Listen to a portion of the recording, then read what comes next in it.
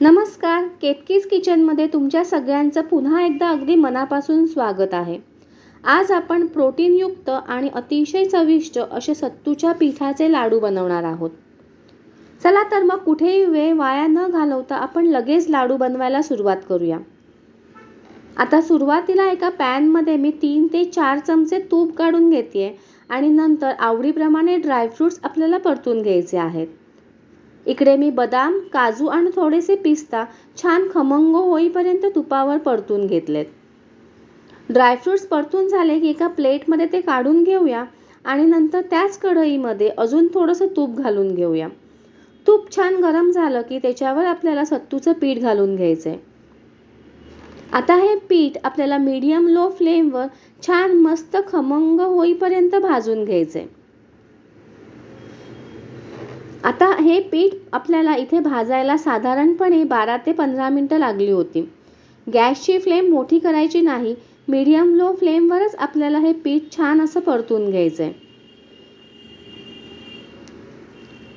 आता हे सत्तूचं पीठ म्हणजे काय तर आपले चणे असतात ते छान भाजून नंतर त्यांचं बारीक पीठ केलं जातं.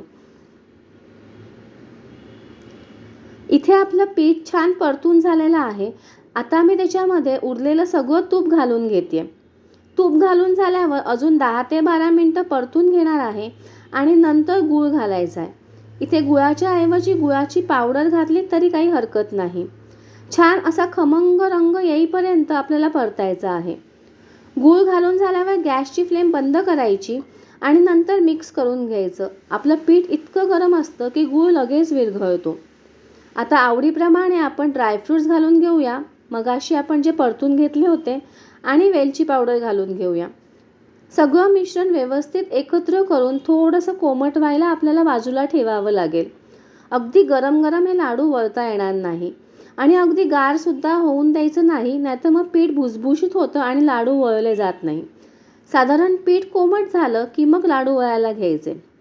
आहेत ना बनवायला अतिशय सोपे. मग कसा वाटला आजचा व्हिडिओ हे मला कमेंट करून नक्की कळवा. व्हिडिओ आवडल्यास तो लाईक आणि शेअर करायला विसरू नका.